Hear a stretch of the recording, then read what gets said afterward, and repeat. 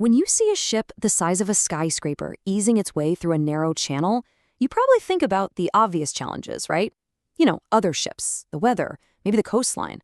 But what if I told you the most powerful dangers are totally invisible? They're forces born from the water itself. Let's dive in and uncover what's really going on. So that's the big question we're tackling. How can these massive vessels get pulled around like a toy boat? We're about to unpack the incredible hydrodynamic forces that can literally suck a ship down, pull it sideways, and even drag it into another vessel, all without a single gust of wind or visible wave. It's wild. To understand how any of this is even possible, we got to go back to basics. We need to look at one single, fundamental principle of physics. Seriously, this one idea explains everything from why an airplane flies to why a ship gets pulled off course. And that idea is Bernoulli's theorem. Now, don't worry, you don't need a physics degree for this.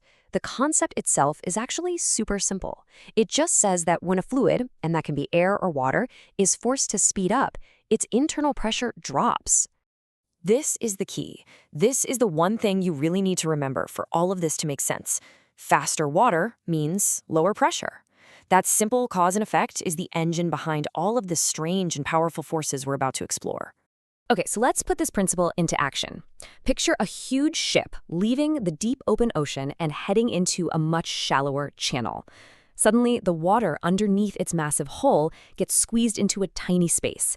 It has nowhere else to go, so it has to speed up to get past.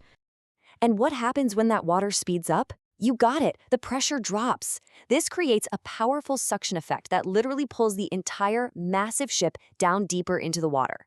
This is a phenomenon called squat. The ship hasn't gotten any heavier, it's just being sucked downward, changing how deep it sits. But it gets even weirder. The ship doesn't just sink evenly. Its shape actually determines how it tilts. So a very large crude carrier, a VLCC, which has a really full, blocky bow, well, its bow gets pulled down more. But a container ship, with its much finer, sleeker bow, will actually see its stern sink lower. Now, this effect technically exists in deep water too, but it's tiny. It only becomes a real problem for a ship's crew when the depth of the water is less than 2.5 times the ship's draft. That's kind of the magic number, the threshold, where things start to get really serious.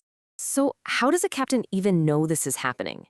Well, they have to become detectives, looking for the telltale signs. The wake behind the ship starts to get way wider. Maybe a new weird vibration can be felt through the whole hull, and the waves coming off the bow suddenly look much bigger than they should. Those are the clues. Okay, so that's what's happening under the ship. Now let's see what happens beside it. Let's put our vessel really close to the bank of a canal or a river. Once again, that water is getting squeezed, but this time it's being forced through the narrow gap between the ship's hull and the land. And what you get here are two forces fighting each other. Up at the bow, a cushion of high-pressure water builds up, and it actually pushes the bow away from the bank. But as that water accelerates down the side of the ship, it creates a powerful low-pressure zone that sucks the stern towards the bank. And guess which force wins? Yep, that suction at the stern is way stronger. So the end result is that the back of the ship gets pulled powerfully toward the bank. Once a ship is caught in this effect, it can be incredibly difficult to escape, forcing the crew to constantly fight it with the rudder just to go straight. All right, you ready to make it even more complicated? What happens when it's not a stationary bank you're passing, but another giant moving ship? This is where these invisible forces create a truly dangerous dance between two massive vessels. Now, you might think passing head-on is risky, but overtaking another ship is actually way more dangerous. And the reason for that is pretty simple. It just takes longer. The two ships spend a lot more time right next to each other, which gives their complex pressure fields plenty of time to interact in really unpredictable ways. The whole thing happens in 4 distinct phases. First, as they get close, the high pressure at their bows actually pushes them apart. But then comes phase 2, and this is the most dangerous moment. As they start to overlap, the low-pressure zones suck the stern of the front ship and the bow of the overtaking ship right toward each other. In phase 3, they're kind of drawn together. And even in phase 4, as they finally start to clear, their sterns get pulled together one last time. And in this dangerous dance, size really matters. When a huge ship passes a much smaller one, like a little tugboat, the smaller vessel gets thrown around like a rag doll. It's basically sailing through a massive pressure field created by the bigger ship, getting pushed and pulled with incredible force. So let's bring it all back to the bridge of the ship.